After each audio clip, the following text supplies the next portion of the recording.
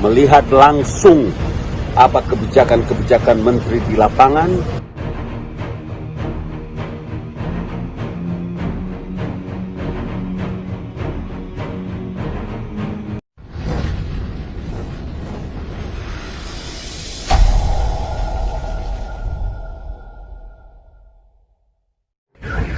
Selamat pagi, kami lagi ada di kantor Bupati Demak.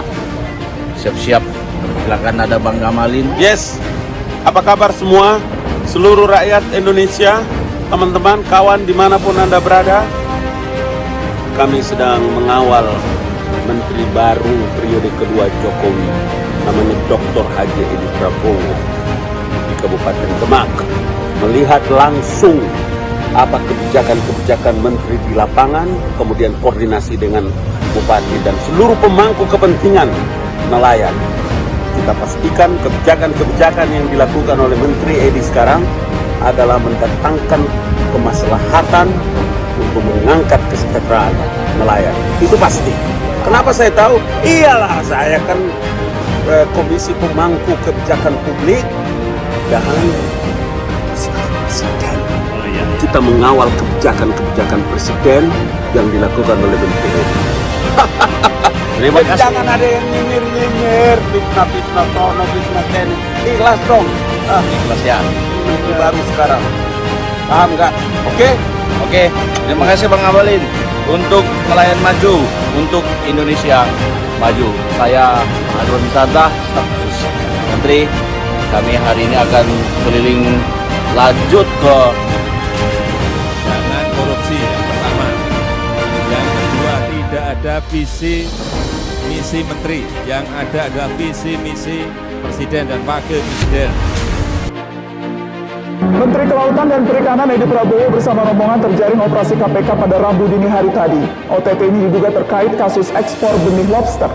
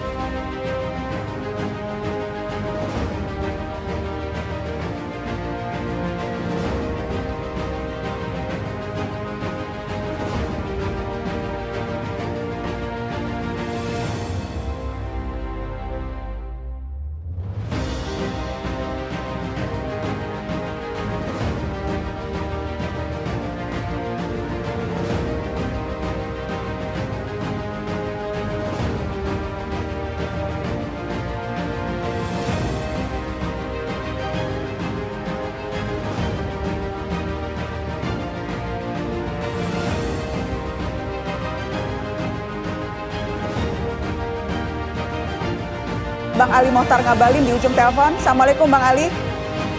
Najwa, waalaikumsalam warahmatullahi wabarakatuh. Salam bapak-bapak semua narasumber.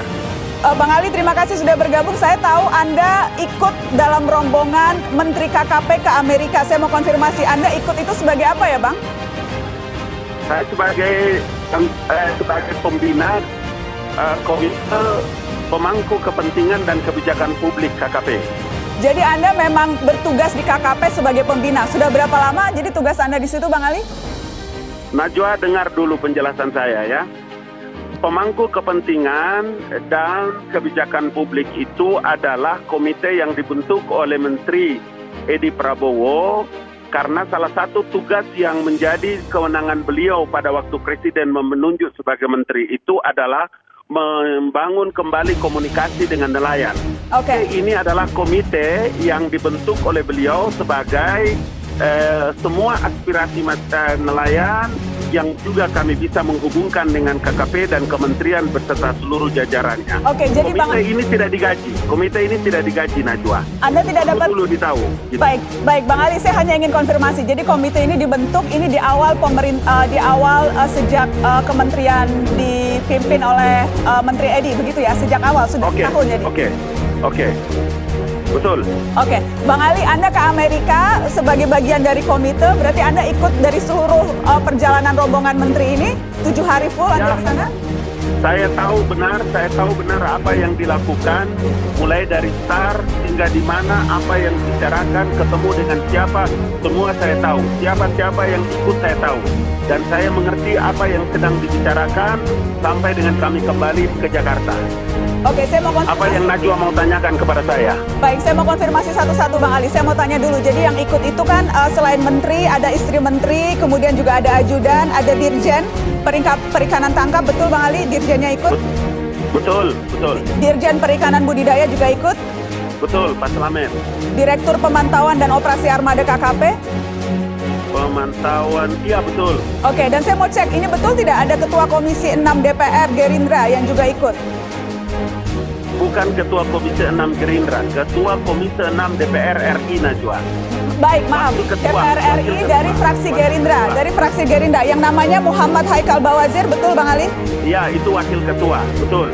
Oke, saya ingin tahu apa yang terjadi di bandara ketika Anda dan rombongan mendarat, apakah sudah langsung ada petugas KPK yang datang? Seperti apa kronologisnya yang bisa Anda ceritakan? Nah, pertama, semua berita yang menjelaskan bahwa penangkapan itu di dalam pesawat dengan sangat ketat, kemudian semua dilakukan di depan pintu pesawat, itu adalah berita yang sungguh-sungguh sangat menyesatkan, karena saya menyaksikan secara langsung bahwa KPK dengan luar biasa pengetahuan mereka membangun komunikasi yang bagus, kemudian berbicara dengan Pak Edi juga sangat kooperatif untuk bisa mendengarkan apa yang mereka jelaskan, kemudian menyiapkan jalur khusus untuk mereka berkomunikasi dengan Pak Edi, dengan Nyonya, dengan beberapa bapak-bapak yang ada.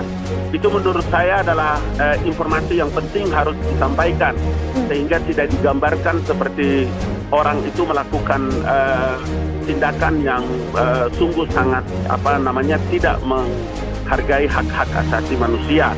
Tetapi saya mau bilang bahwa komunikasi antara teman-teman, bapak-bapak dari KPK dengan Pak Edi, Prabowo itu sangat-sangat bagus, sehingga kooperatif itu bisa berjalan dengan baik dan komunikasi itu bisa mendapatkan hasil yang baik.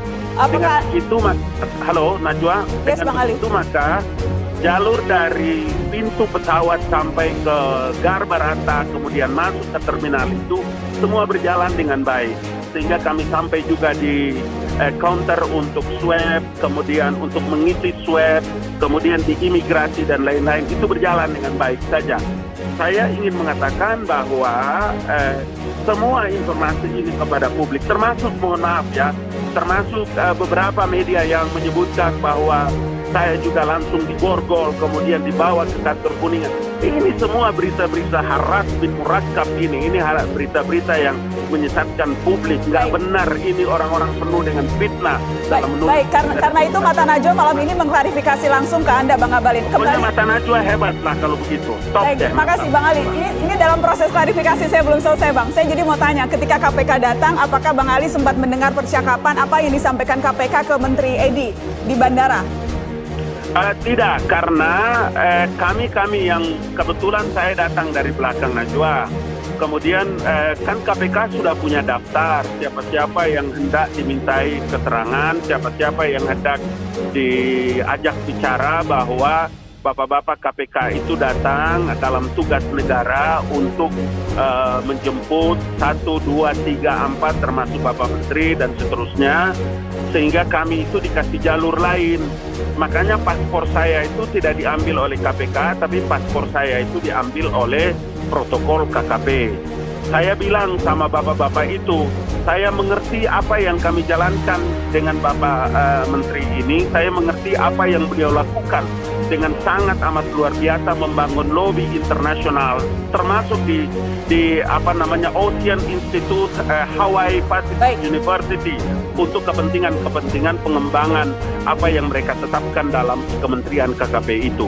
Jadi saya bilang kepada beliau, kalau umpama ada yang Bapak perlu keterangan dari saya atau saya harus Bapak panggil ke KPK, dengan penuh sukacita saya akan menjelaskan ini sebagai dalam rangka untuk mengungkapkan sebuah kebenaran dari apa yang kami jalankan ini. Oke, Bang Ali, jadi yang dibawa oleh KPK itu memang Menteri KKP, kemudian istrinya dan pejabat terkait dalam hal ini dirjen dan direktur.